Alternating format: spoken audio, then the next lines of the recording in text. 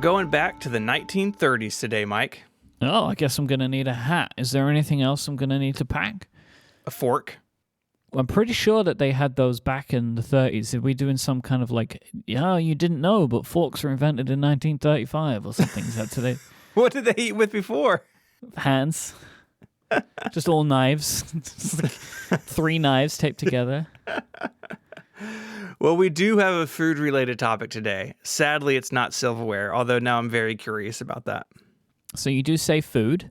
The word is even in the title of today's Wikipedia topic. But a lot of people have made fun of spam over the years, and we're not talking about the email. We are not. We should probably start by saying spam is indeed food, even if it is the butt of a lot of jokes. Spam is a product of the Hormel Foods Corporation, which was founded in America in 1891. It's a pretty old American company there.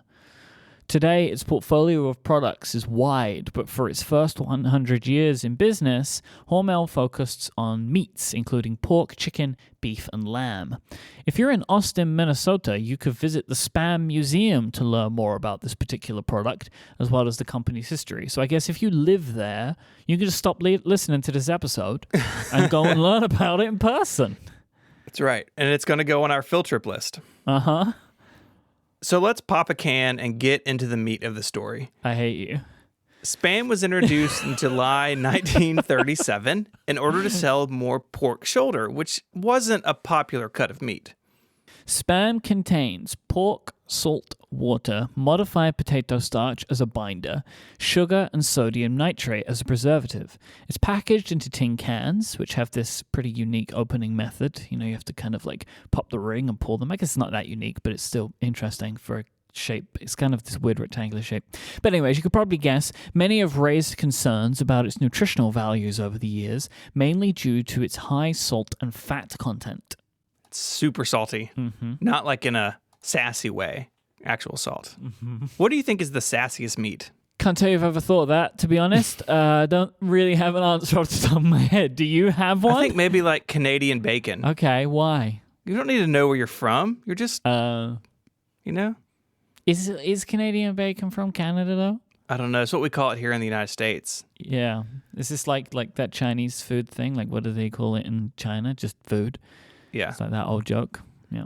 Spam's moment to shine came during World War II, when getting fresh meat to soldiers proved difficult. So the U.S. turned to Hormel and ordered 150 million pounds of the stuff by the time the war ended. It was mocked by troops who had different nicknames for it, including ham that didn't pass its physical, meatloaf without basic training, and special army meat. I'm just going to say that World War II era American soldiers, not very snappy when it comes to nicknames. No, it's not the best Burns I've ever read. No, they're very hyper-focused around army training, which I understand, but they're pretty long, Nevertheless, while it didn't have many fans in the armed services, Spam quickly became a staple in places like Guam, Hawaii, Okinawa, the Philippines, and other islands in the Pacific. After the war, it also showed up in the United Kingdom, where British Prime Minister Margaret Thatcher later referred to it as a wartime delicacy. I mean, it's something that's been around in my life. My Sure. mom loves Spam. I haven't had it as an adult. I didn't like it as a kid. So maybe I need to rectify that. Yeah, I haven't had it in a long time. In Guam, residents consume an annual average of 16 cans per person. So every resident eats. I mean, it'd be interesting if they just got it like it was given to them, but no, they eat every year about 16 cans of Spam. Not to be outdone, McDonald's and Burger King locations in Hawaii serve Spam, which has been nicknamed Hawaiian steak. There is even an annual Spam-themed festival that takes place every spring, known as the Waikiki Spam Jam. Great name. Spam Jam. That's very good. Another popular local dish in Hawaii is spam musubi, where cooked spam is placed atop rice and wrapped in a band of nori or a form of onigiri. Did you enjoy that on your honeymoon in Hawaii a few years ago? Do you know what? We didn't. And next time I go back, I am going to rectify this. Good. Have some follow-up on Ungenius. Mm-hmm. This episode of the show is made possible by Audible. Audible is the leading provider of spoken word entertainment. They have the largest selection of audiobooks around, featuring bestsellers, new releases, and everything in between, as well as thousands of binge-worthy podcasts all in one place. As an Audible member, you get 1 credit every month to spend on any title in their entire premium selection. And those titles are yours to keep forever in your Audible library. So whether you're wanting to pick up that new novel everyone's talking about, or finally tick off that bucket list title, Audible is there for you. And if you don't have anything you're looking for this month, those credits will roll over for up to a year, so you can binge that next series whenever you get the time. As an Audible member, you also get access to their Plus catalog. It's filled with thousands of hours of audio entertainment from guided meditation, ad-free podcast, and a large selection of exclusive series. This is included in your membership for you to listen whenever and wherever you like.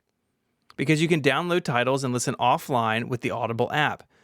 So no matter where you are or what you're doing, you can always pick up right where you left off. I just started listening to Project Hail Mary by Andy Weir, the guy who wrote The Martian, and it's fantastic. You can listen while mowing the grass, or I've got a long drive coming up later this week, and that's what I will be listening to. So whether you're looking for something to entertain you while working from home, your next long car ride, or even time spent at the gym, Audible is right there with thousands of titles to choose from. So go and check it out for yourself, and as a new member, you can try out Audible for 30 days. Just visit audible.com/ungeniused or text ungeniused to 500-500 to get started. That's audible.com/ungeniused or text ungeniused to 500-500. Our thanks to Audible for the support of the show and Relay FM. Mike, today's Spam comes in 12 different varieties on sale across 44 different countries. Don't worry, in a minute I'm going to read those. If you were wondering what 12 varieties, you're going to get it. It's but coming. Before that, the marketing that Hormel does is different in those different countries, which is actually really interesting. Because in Hawaii, it's so popular that whole cases of Spam are often stolen.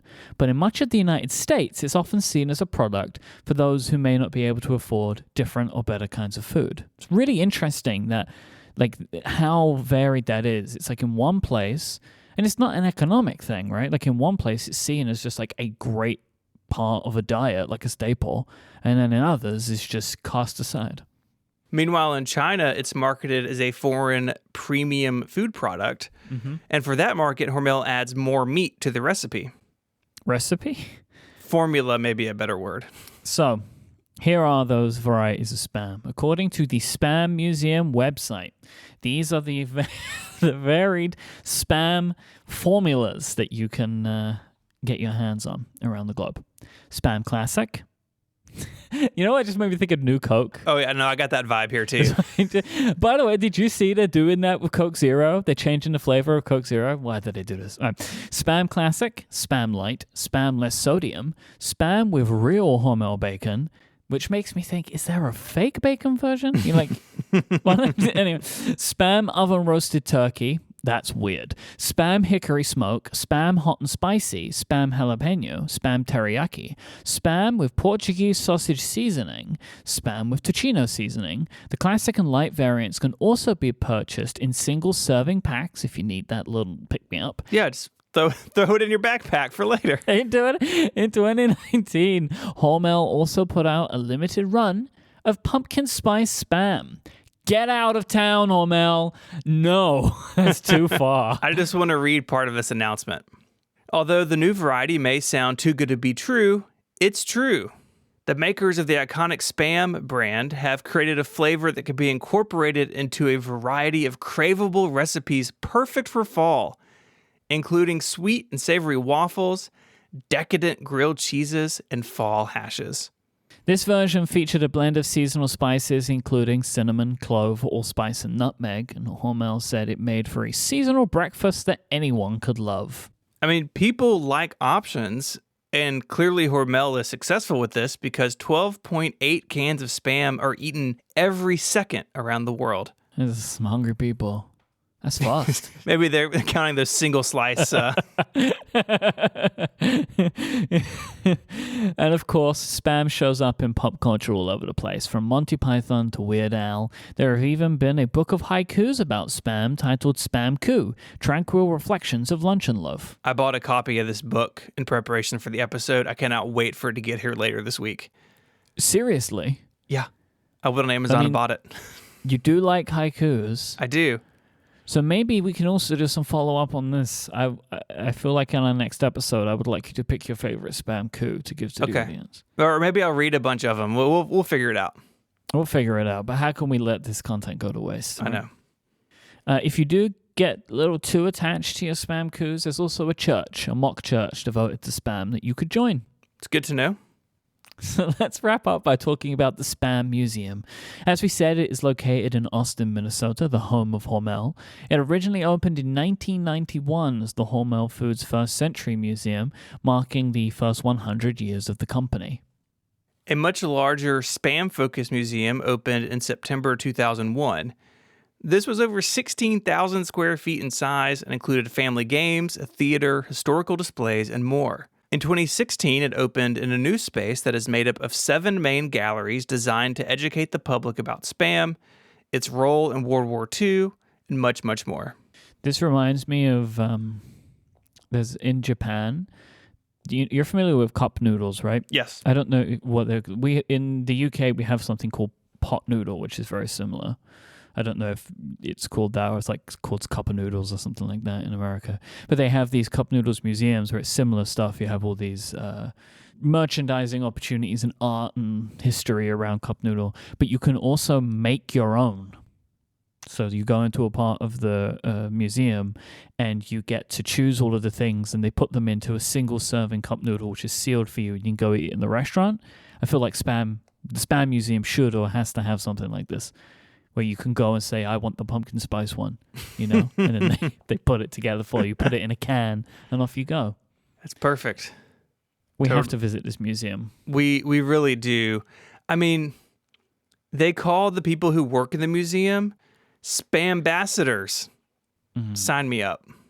I hate that part. They obviously have, I'm just looking, they have a restaurant in the museum, of course, so you can go and eat spam while you're there. I'd like to thank Josh for sending this topic in. If you want to read more about spam and these other things we've spoken about, head on over to the website, relay.fm/ungenius/134. While you're there, you can get in touch via email to suggest a topic, or you can do so on Twitter. The show is @ungeniused. You can find Mike there as IMYKE, and you can find me on Twitter as ISMH. And until our next Salty Snack, Mike, say goodbye.